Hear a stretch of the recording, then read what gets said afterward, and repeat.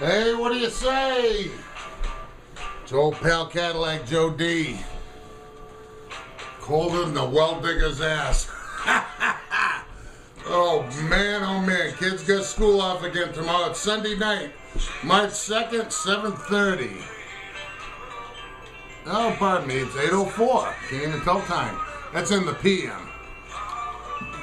You hear this song? I've been stuck in a time warp for the last 2 days. Close my eyes, I'm in the 60s. Now, mind you, I was only 10, 12 years old. I mean, I'm not that old. But I remember the music. It's the same music I listen to today. You know, 45 home, you know. I guess I hate to even say it, 45, 46 years later, I listen to the same stuff. Steppenwolf, you know, some of the music is as relevant today as it was back then. The song Steppenwolf Monster. If you're watching this on my Facebook page, scroll down, you'll see it, listen to it. John K. never was one to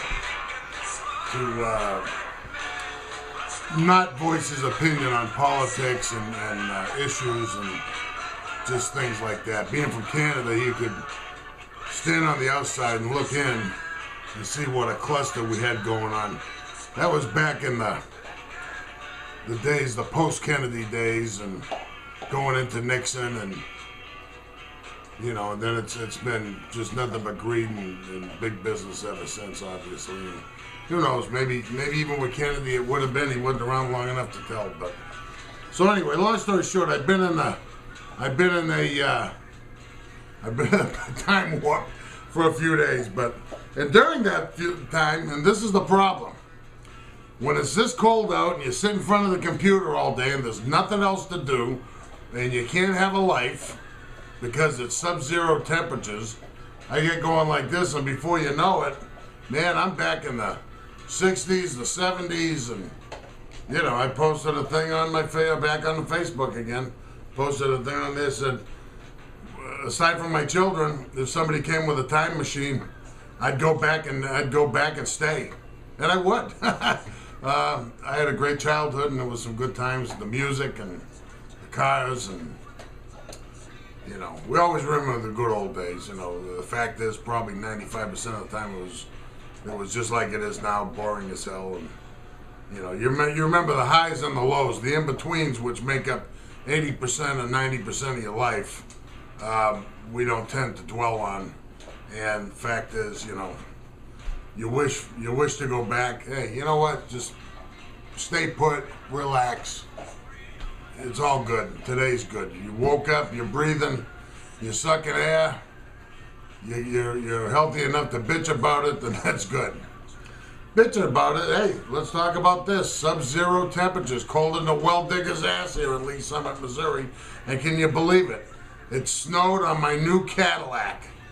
The audacity. Really? Can you? It's absolutely unacceptable. Totally pisses me off.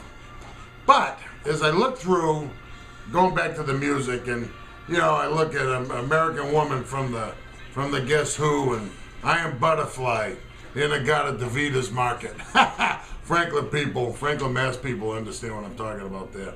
But you're going back and you're looking, and I'm wondering myself, why am I thinking about this?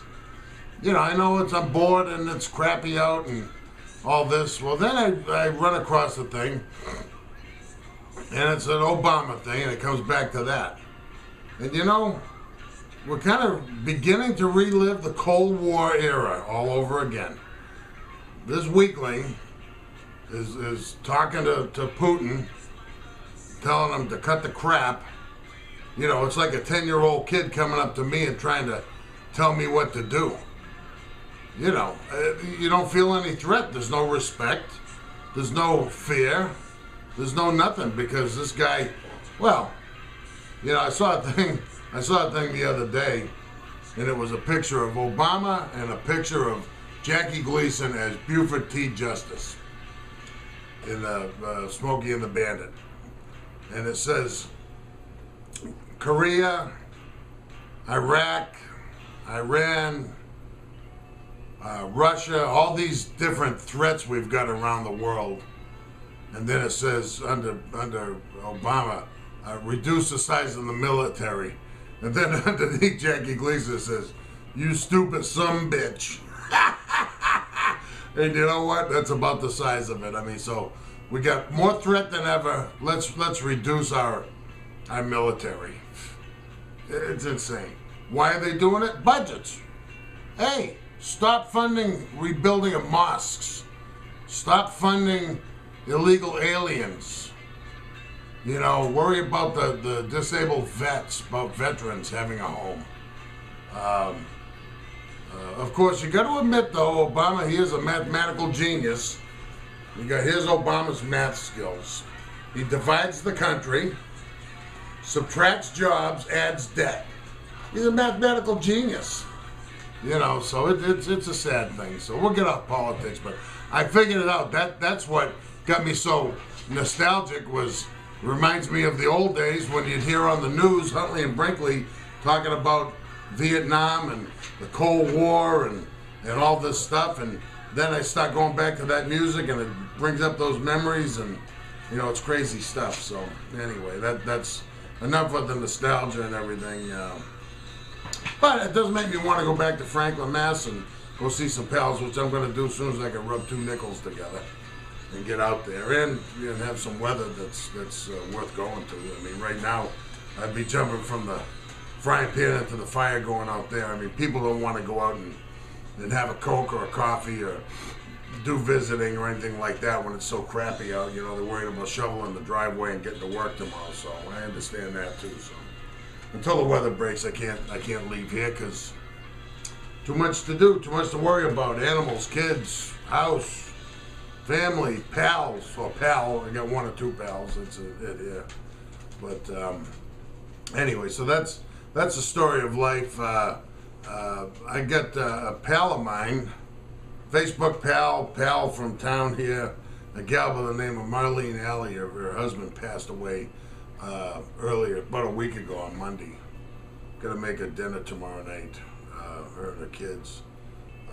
Sad deal, 57 years old. Exactly, right to the day. He's got the same birthday as me, Rick Alley. 1 year older than me, had a heart attack.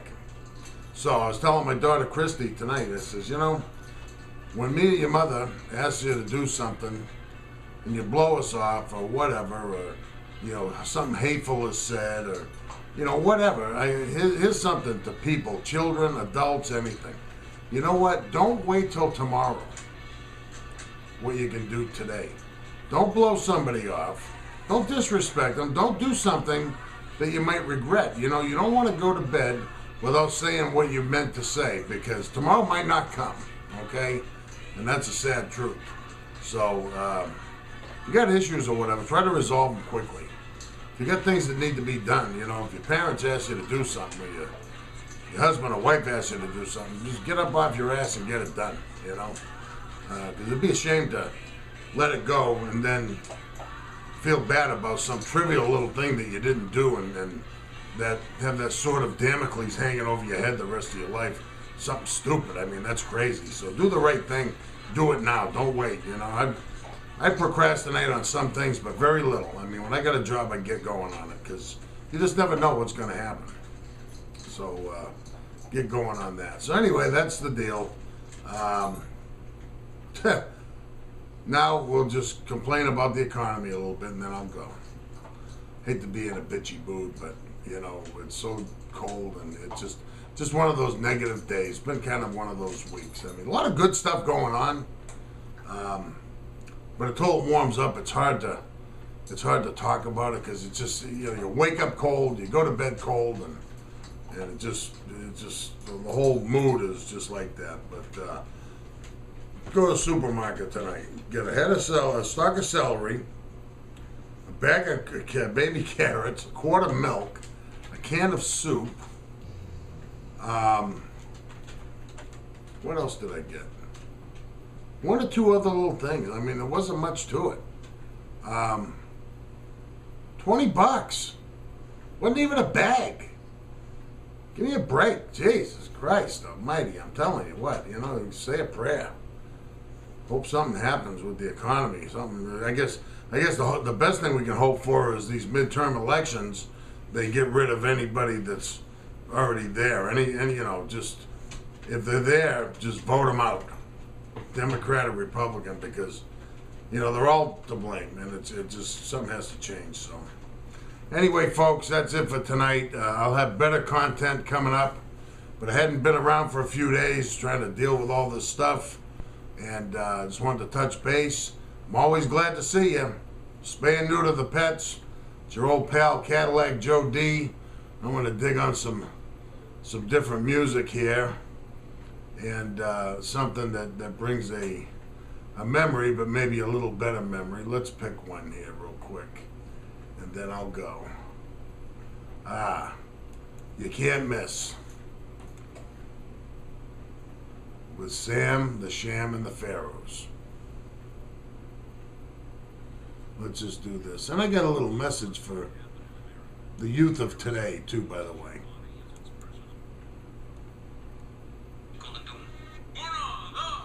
Gonna do a dance like a Wooly Bully. Watch it now, watch it. Sam the Sham and the Pharaohs. I think he's from Fort Worth, Texas. Maddie told Hattie. Well, here's the deal. You talk about music. I'm listening to my daughter's music. And I said to him, okay, youngsters, take a lesson from the 60s music. It was deep, meaningful, and never frivolous. And it's true. I mean, there was always a good story. It wasn't negative. It was about girls and boys and love stories and hot rods and dancing and the party and, stuff like this. But it was never about shooting the cops and all this crap. It was about some political things, like I said earlier with the Steppenwolf and different things that were going on at the time. But it wasn't frivolous. I guess that's the main word. It wasn't just bullshit. And we spent many hours interpreting the lyrics to enlighten ourselves of the profoundness, if you will. I remember my friend Bob Thornhill, Hawk. Popeye, some people used to call him. We sit there in the car and listen to music all night, ride around and examine the lyrics and stuff. We were into the music. Of course, it could have been the weed, too. Who knows? But it was the music. And on that happy note, Sam the Sham, Hattie told Maddie about a thing she saw. Had two big horns and a woolly jaw. Wooly Bully. Joe D signing out. I love you all. Talk to you tomorrow. Thank you very much. Pull the wool with you, Wooly Bully. Good night.